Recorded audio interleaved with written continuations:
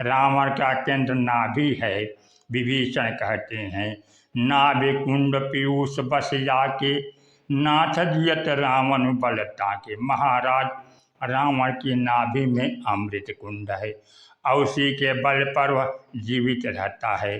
जब तक उसकी नाभि के अमृत कुंड को आप नहीं सुखा देंगे, तब तक रावण मरकर भी बार बार जीवित होता रहेगा। इसलिए आप कृपा करके एक बाण के द्वारा रावण के नाभि कुंड पर प्रहार कीजिए। तात्पर्य यह है कि मन, बुद्धि, चित्त और अहंकार के शोधन के बाद जो अंत में शेष रह जाता है वह सबका केंद्र चित्त। मन में कई बार अच्छी बातें आती हैं, बुद्धि से हम ठीक ठीक समझ भी लेते हैं और अहंकार की निंदा सुनकर निरंकारी भी हो जाते हैं।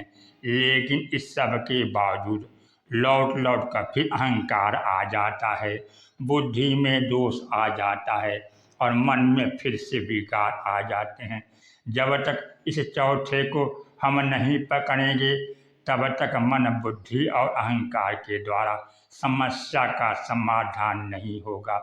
मन में संकल्प, विकल्प और बुद्धि में निर्णय है, अहंकार में कर्तृत्व है और जन्म जन्मांतर के सारे संस्कार जहाँ संग्रहित हैं उसी का नाम चित्त है। यदि चित्त में ये संस्कार बने रहेंगे उसका परिणाम यह होगा कि जब तक एक संस्कार बाहर निकले और उसके अनुकूल हम व्यवहार करना आरंभ करें तब तक दूसरा संस्कार प्रविष्ट हो जाएगा। दूसरा संस्कार निकलते ही तीसरा कुसंस्कार प्रविष्ट हो जाएगा। यह नाभि का संकेत बड़ा तात्विक है। भागवत कथा श्रवण करते समय आप लोग सुने होंगे कि जब प्रलय काल होता है तो भगवान शयन करते हैं और शयन के बाद जब सबसे पहले सृष्टि बनती है तो ऐसे वर्णन आता है कि भगवान की नाभि से एक कमल प्रकट हुआ और उस कमल पर ब्रह्मा का प्रादुर्भाव हुआ। ब्रह्मा ने जब स्वयं को कमल पर बैठे हुए देखा, उस अथाह जल राशि में अपने को बिल्कुल अकेला पाया और वे सोचने लगे कि मैं अकेला हूँ, मैं क्या करूँ। तब उनको एक स्वर सुनाई पड़ा कि सृष्टि का निर्माण करो, तप करो। ब्रह्मा सोचने कि यह आदेश देने वाला स्वर किसका है और जिस कमल पर मैं बैठा हूँ उसका मूल कहाँ है। उसके मन में फिर यह प्रश्न उठा कि सृष्टि का निर्माण मैं कैसे करूं। कोई पदार्थ तो है ही नहीं और पदार्थ न होने के कारण सृष्टि का निर्माण कैसे होगा, क्योंकि सृष्टि का निर्माण करते समय जो विविधता होनी चाहिए, प्राकृतिक होनी चाहिए, वह कैसे आएगी। विविधता तो आती है कर्म में अंतर होने के नाते। प्रत्येक व्यक्ति के कर्म अलग अलग होते हैं, इसलिए अलग प्रकार का शरीर, अलग प्रकार का स्वभाव और अलग प्रकार का आचरण दिखाई देता है। ऐसी परिस्थिति में मैं कैसे निर्माण करूं। फिर ब्रह्मा उस कमल का मूल खोजने के लिए चले, पर जब वह प्रयास के बाद भी उसका मूल नहीं खोज पाए तो उन्होंने तपस्या करना आरंभ किया। तपस्या के फलस्वरूप उन्हें भगवान विष्णु की नाभि का दर्शन हुआ, जिससे उनको यह ज्ञात हो गया कि यह सारी सृष्टि भगवान की उदर में ही तो समा गई है। प्रलय हो जाने का अर्थ है कि जैसे जादूगर खेल को फैलाकर फिर उसे समेट लेता है, उसी प्रकार से भगवान सृष्टि को समेट लेते हैं। इसी को प्रतीकात्मक भाषा में कहा जाता है कि सारा ब्रह्मांड भगवान के उदर में समा जाता है। अर्थात जब सृष्टि बनेगी तो उसका केंद्र होगा नाभि। नाभि के मूल में ही उदर का केंद्र है और उदर के जीवों के सारे संस्कार हैं। इसी का संकेत आपको रामचरितमानस में मिलेगा। काकभुसुंडी जी महाराज जिस समय भगवान राम के भुजा बढ़ाने के बाद भागे और जब सारे ब्रह्मांड में उन्होंने भगवान की भुजा को ही देखा तो लौट आए और भयभीत होकर राम जी के चरणों में गिर पड़े। यह देखकर भगवान राम हंस पड़े और भगवान राम के हंसते समय जब राम जी का मुंह खुला तो काकभुसुंडी जी भगवान के मुंह में चले गए। मुंह से हृदय में और हृदय से उदर में पहुँच गए। वहाँ उन्होंने जो देखा उसका वर्णन रामचरितमानस में हमारे गोस्वामी तुलसीदास जी लिखते हुए कहते हैं, राम उदर देख्यूं जग नाना, बड़ा विचित्र सिद्धांत है। श्री राम इतने नन्हे कि सारे ब्रह्मांड में एक देश भारतवर्ष, उस भारतवर्ष में एक नगर अयोध्या, अयोध्या में भी महाराज दशरथ का महल में एक छोटा सा आंगन, उस छोटे आंगन में नन्हे से भगवान राम, और नन्हे से भगवान राम का पेट भी बिल्कुल नन्हा सा।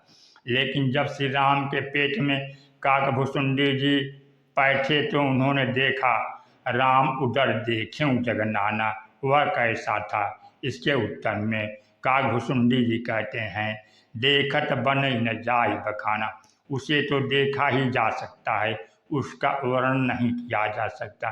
जो बात कही जाए वह सुनने में तो युक्त संगत होनी चाहिए, किंतु सुनने वाले को यह बात सर्वथा असंगत लगेगी। उधर में सारा ब्रह्मांड समाया हो। इसका अभिप्राय यह है कि जब ईश्वर अपने संकल्प से सृष्टि का विलय करता है तो अपने उदर में स्थित केंद्र में वह प्रत्येक जीव को जो संसार है आश्रय देता है। और जब भगवान में पुनः सृष्टि का संकल्प जागृत होता है तो पूर्व जन्मों में व्यक्ति के कर्मों के संस्कार के आधार पर ब्रह्मा फिर नई सृष्टि बनाते हैं। इस तरह से भगवान के नाभि कमल से सृष्टि का निर्माण और विस्तार होता है। जैसे भगवान की नाभि से ही समस्त सृष्टि का विस्तार होता है, इसी प्रकार से हमारी नाभि का भी कम महत्व नहीं है। यौगिक प्रक्रिया में ध्यान के केंद्रों में एक केंद्र नाभि भी है, और रावण के प्रसंग में भी नाभि केंद्र को बड़ा महत्व दिया गया है। नाभि केंद्र को महत्व देते हुए कहा गया है कि रावण की मृत्यु के लिए यह आवश्यक है कि उसकी नाभि पर प्रहार किया जाए। इसका तात्पर्य क्या है, इसकी जटिलताओं और विस्तार में न जाकर कहा जा सकता है, विभीषण है जीव और रावण है मूर्तिमान मोह, अहंकार और अन्य दुर्गुण विचार मारे जा चुके हैं। भगवान राम विभीषण से पूछते हैं कि तुम्हारा भाई कैसे मरेगा, मोह कैसे मरेगा। विभीषण कहते हैं कि प्रभु, जब तक आप मोह के मस्तिष्क पर प्रहार करते रहेंगे तब तक वह नहीं मरेगा। उसकी नाभि में चित्त के रूप में संस्कार का जो केंद्र है, उन संस्कारों को ही जलाकर नष्ट कर दीजिए, तो फिर नया सिर नहीं निकलेगा। तात्पर्य है कि जब तक संस्कार नहीं मिटते तब तक मनुष्य के पुनर्जन्म का चक्र, मोह का चक्र किसी भी प्रकार समाप्त नहीं होता। इसलिए भीषण जी के यह कहते ही भगवान श्री राघवेंद्र ने धनुष उठाकर सायक एक नाभि सर सोसा अग्निबाण चढ़ाया और रावण की नाभि पर प्रहार किया। उस बाण के प्रहार से रावण की नाभि का अमृत कुंड सूख गया। भगवान का पावकास्त्र ज्ञानाग्नि है। भगवान श्री कृष्ण गीता में कहते हैं, ज्ञानाग्नि सर्वकर्माणि भस्मसात कुरुते, तथा पुनर्जन्म के रूप में जन्म जन्मांतर के संस्कारों को मिटाने के लिए ज्ञान और योग का आश्रय लेना ही मानव भगवान का पावकास्त्र है। पावकास्त्र के लगते ही अमृत कुंड सूख गया। उसके बाद जब भगवान राम ने रावण की भुजा और सिर पर प्रहार किया तो उसकी मृत्यु हो गई। इसका तात्पर्य कि जब तक चित्त का समाधान नहीं होगा, मन, बुद्धि और अहंकार के शोधन के बाद चित्तवृत्ति का निरोध नहीं होगा, तब तक ब्रह्म का साक्षात्कार, विष्णु का दर्शन नहीं होगा। मानव को परम आनंद, सच्चिदानंद और परम धाम की प्राप्ति नहीं होगी। इसलिए रामचरित मानस बहुत गूढ़ है। गोस्वामी जी कहते हैं कि अपने कल्याण के लिए राम राम जप करते रहिए। राम एक तापसतीय तारी, नाम कोटि खल कुमति सुधारी। इसलिए मनुष्य का रावणत्व भी समाप्त हो जाएगा। उसे प्रभु श्री राम का दर्शन होगा, उसकी सदगति होगी। जासु कथा भव भेषज, हरण घोर त्रयशूल, सो कृपाल मोहितो पर, सदा रहूं अनुकूल। बोलिए सियावर रामचंद्र की जय। पवन सुत हनुमान की जय। उमापति महादेव की जय।